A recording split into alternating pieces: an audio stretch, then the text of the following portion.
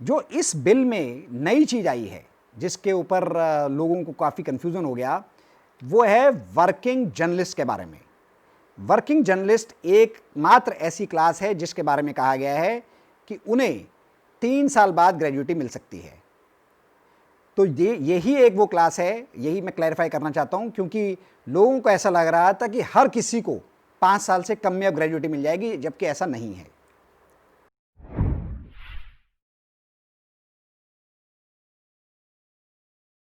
नमस्कार and welcome to कानूनन। कानूनन में आज हम बात करेंगे ग्रेचुइटी रिलेटेड लॉ की। भारत सरकार ने इस लॉ में कुछ तब्दीली करी है। न्यूज़पेपर्स में इसके मार्फत रिपोर्ट्स छप रही हैं, पर ऐसा लगता है कि न्यूज़पेपर्स वालों ने बिल को पढ़ा नहीं है। आज की इस वीडियो में हम बात करेंगे कि ग्रेचुइटी क्या होती है, किसको मिलती है, क्या क्या कंडीशंस को फुलफिल करना पड़ेगा अगर आपको ग्रेचुइटी को अर्जित करना है। अगर कोई डिस्प्यूट हो जाए तो आपके पास क्या रास्ते हैं, ये सभी बातें हम इस वीडियो में आज कवर करेंगे। यह वीडियो उन सब लोगों के लिए इंपॉर्टेंट है जो नौकरी करते हैं। सबसे पहले हम बात करेंगे कि ग्रेचुइटी होती क्या है। सभी सैलरीड क्लास लोगों को पता है कि उन्हें at the end of the month salary मिलती है, पर एक कंपोनेंट ऐसा भी होता है जो हर महीने एक्यूमुलेट होता चला जाता है। वो उन्हें मिलता नहीं है लेकिन जुड़ता जाता है। ऐसे अमाउंट को कहा जाता है ग्रेचुइटी। पर कुछ कंडीशंस हैं जिनको आपको फुलफिल करना पड़ेगा, तभी आपको ये ग्रेचुइटी मिलेगी।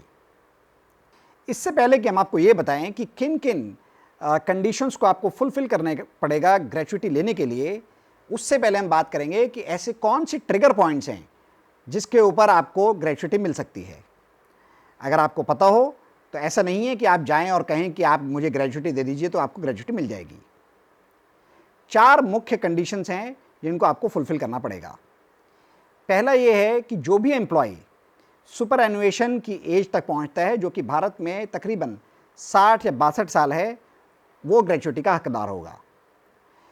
सुपर एनुएशन रिटायरमेंट से अलग है, क्योंकि रिटायरमेंट ऐसा हो सकता है कि आपका पहले भी हो जाए, लेकिन क्योंकि अमूमन लोग उसी एज पर रिटायर होते हैं, इसलिए उसको लोग आपस में कंफ्यूज कर देते हैं।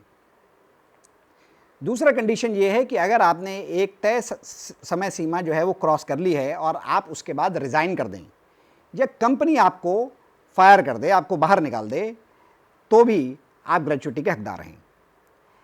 इस कंडीशन में अगर आप रिटायर भी होते हैं और आपने वो समय सीमा क्रॉस की है तो भी आपको ग्रेचुइटी मिलेगी।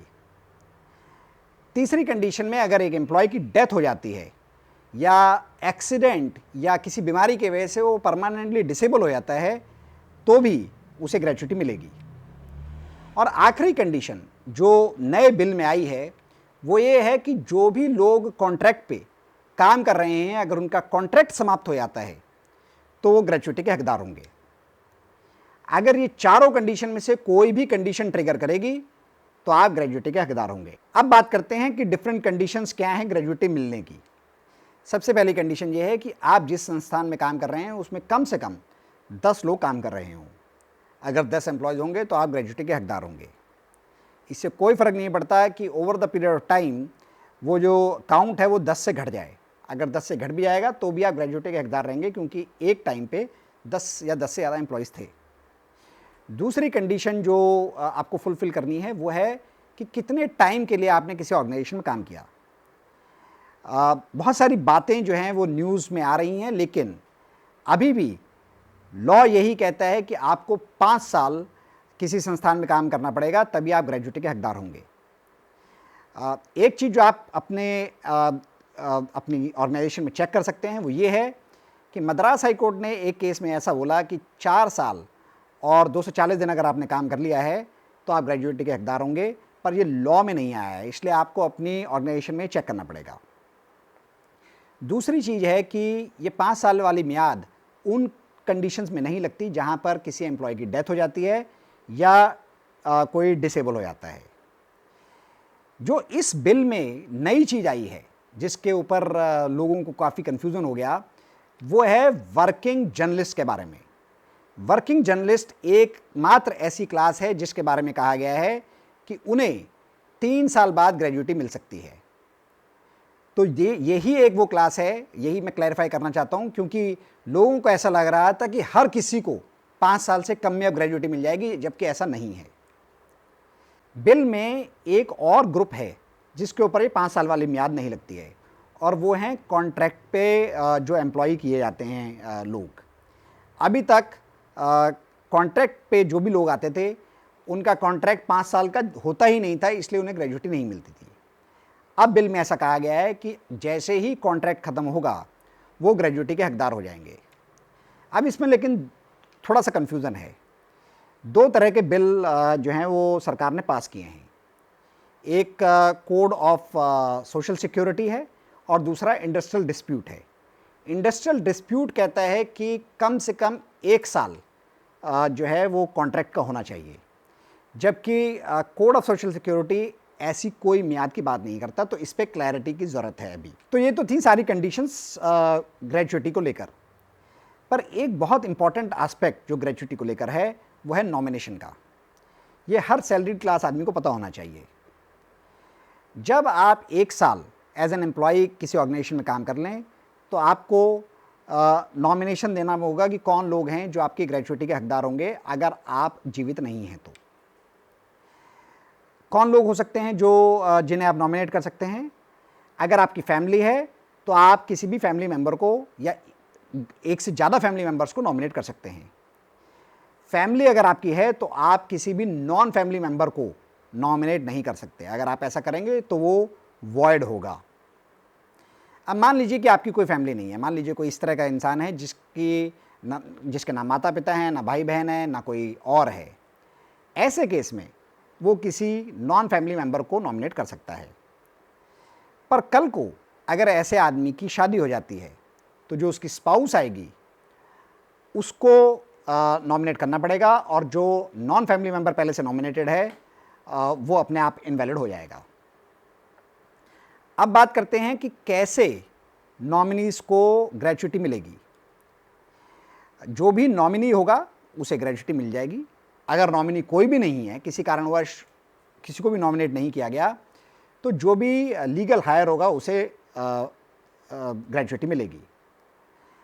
अगर लीगल हायर और नॉमिनी में से दोनों माइनर एज के हैं तो एक कॉम्पिटेंट अथॉरिटी होगी जो कि जो भी ग्रेजुएटी का पैसा है उसे इस तरह की बैंक की स्कीम में लगाएगी जिससे जब लीगल हायर या नॉमिनी मेजर बन जाएं तो उन्हें उस स्कीम का लाभ हो। क्या आप नॉमिनी चेंज भी कर सकते हैं? जी हाँ, आप जब चाहें आप नॉमिनी को चेंज कर सकते हैं। और आखिर में अगर नॉमिनी की डेथ हो जाए तो क्या होगा? अगर नॉमिनी की डेथ हो जाए तो जो एम्प्लॉय है उसे दोबारा से किसी और को नॉमिनेट करना पड़ेगा। तो नॉमिनेशन एक बहुत इंपॉर्टेंट एस्पेक्ट है ग्रेजुएटी का, जो कि मैंडेटरी भी है। अब बात करते हैं कि अगर एक एम्प्लॉय और एम्प्लॉयर में ग्रेजुएटी को लेकर डिस्प्यूट हो जाए तो क्या प्रक्रिया फॉलो की जाएगी। ऐसे में एम्प्लॉयर के हिसाब से जो भी ग्रेजुएटी का अमाउंट बनता है वो एक कॉम्पिटेंट अथॉरिटी को डिपॉजिट कराएगा। कॉम्पिटेंट अथॉरिटी वो अथॉरिटी है जो सरकार नियुक्त करती है, जिसको आइडिया हो इस सब ग्रेजुएटी और फाइनेंस का। कॉम्पिटेंट अथॉरिटी दोनों पार्टीज़ को सुनेगी, और अगर उसको लगता है कि एम्प्लॉयर ने सही से कैलकुलेशन नहीं करी है तो एम्प्लॉयर को जो भी सही कैलकुलेशन है उसके बेसिस पर एक्स्ट्रा मनी डिपॉजिट करने को बोल सकती है। और अगर उसको लगता है कि सब कुछ सही है तो जो भी अमाउंट डिपॉजिटेड है वो एम्प्लॉय को दे दिया जाएगा। अगर दोनों पार्टीज़ में से कोई भी कॉम्पिटेंट अथॉरिटी की जो ऑर्डर है उससे सहमत नहीं है तो वो अपील कर सकती है। अपीलेंट अथॉरिटी 60 डेज़ के अंदर अंदर उस अपील को सुनेगी, और किसी किसी कंडीशन में ये 90 डेज़ का भी टाइम दे सकती है। दोनों पार्टीज़ को सुनने के बाद जो अपीलेंट अथॉरिटी है वो चाहे तो कॉम्पिटेंट अथॉरिटी के ऑर्डर को रिवर्स कर सकती है, उसमें कुछ अमेंडमेंट्स कर सकती है, या जैसा उसने ऑर्डर रखा सेम ऑर्डर रख सकती है। अपीलेंट अथॉरिटी भी फाइनली जो भी अमाउंट होगा वो एम्प्लॉय को दे देगी। अब एक इम्पॉर्टेंट बात, क्या ग्रेजुएटी को रोका भी जा सकता है? जी हाँ, 2 कंडीशंस ऐसी हैं जिसमें ग्रेजुएटी को रोका भी जा सकता है। पहली कंडीशन ऐसी है जिसमें एम्प्लॉय ने कुछ इस तरह का काम किया हो जो कि जानबूझकर किया गया हो, जिससे जो कंपनी है उसको नुकसान पहुंचे। ऐसे में जो जितना भी नुकसान पहुंचा होगा उसके वैल्यू के बराबर जो भी ग्रेच्युटी का अमाउंट होगा वो काटा जा सकता है, बाकी अमाउंट एम्प्लॉय को दे दिया जाएगा। दूसरी कंडीशन ऐसी है कि अगर एम्प्लॉय ने कुछ ऐसा अनैतिक काम किया है ड्यूरिंग द एम्प्लॉयमेंट, जब वो उस कंपनी में काम कर रहा था, तो कुछ परसेंटेज या हो सकता है कि पूरी की पूरी ग्रेच्युटी को ही काट लिया जाए और उसे एम्प्लॉय को कोई भी ग्रेच्युटी ना दी जाए। अब हम बात करेंगे सबसे इम्पॉर्टेंट, और वो ये है कि लोगों को बहुत कन्फ्यूज़न रहता है कि ग्रेच्युटी को कैलकुलेट कैसे किया जाए। ग्रेच्युटी की कैलकुलेशन से पहले हम बात करेंगे 3-4 अलग अलग केसेस की। मान लीजिए कि कोई एम्प्लॉय है जिसने 10 साल एग्जैक्ट काम किया, तो उसका ग्रेच्युटी की कैलकुलेशन में जो ईयर ऑफ सर्विस है वो 10 साल माना जाएगा। अगर 11 साल किया तो 11, 12 साल तो 12। अब अगर किसी एम्प्लॉय ने 10 साल 6 महीने से कम काम किया है तो भी उसे जब कैलकुलेशन की जाएगी तो उसे 10 साल ही माना जाएगा। अगर किसी एम्प्लॉय ने 10 साल 6 महीने से ज़्यादा काम किया है तो 1 साल ऐड कर दिया जाएगा और यह माना जाएगा कि उसने 11 साल काम किया है। किस रकम के ऊपर ग्रेच्युटी कैलकुलेट होगी? जो उसकी लास्ट ड्रॉन सैलरी होगी जिस मंथ की, उसके ऊपर वो ग्रेच्युटी कैलकुलेट की जाएगी, लास्ट वेज जो उसका होगा। अब बात करते हैं उन लोगों के बारे में जो कि डिसेबल हो जाते हैं। एक्ट ये कहता है कि जो लोग डिसेबल हो जाते हैं और वो डिसेबलमेंट के चलते, ऐसा नहीं है कि उन काम ना कर पाएँ, काम कर पा रहे हैं लेकिन आधा दिन ही मान लीजिए वो काम कर पाते हैं, तो उनका वेज भी कम हो जाता है। ऐसे केस में एक्ट कहता है कि आप लास्ट जो उनकी ड्रॉन सैलरी है उसके बेसिस पर कैलकुलेट नहीं करेंगे, आप जो भी टेन्योर उनका नॉर्मल टाइम का था उस वेज को अलग लेंगे और जो भी टाइम उनका डिसेबलमेंट का है उस वेज को अलग लेंगे और उसके बेसिस पर कैलकुलेशन होगी। अब एक और बात करते हैं उन लोगों की जो पीस मील एम्प्लॉयज़ हैं। पीस मील एम्प्लॉयज़ इस तरह के एम्प्लॉयज़ होते हैं जो कि बेसिकली डेली वेजेस पे काम करते हैं, जितने पीसेस बिकते हैं उस हिसाब से उनकी सैलरी कैलकुलेट होती है। ऐसे केसेस में एक्ट कहता है कि उनकी 3 महीने की सैलरी जब भी वो टर्मिनेट हुए उससे पहले जो भी उनके 3 महीने की सैलरी है उसका एवरेज लिया जाएगा, उसके बेसिस पर उनका वेज कैलकुलेट किया जाएगा और ऐसे केसेस में 7 दिन का एवरेज लिया जाता है। अब बात करते हैं कैलकुलेशन की। तो कैलकुलेशन बहुत ही सिंपल है।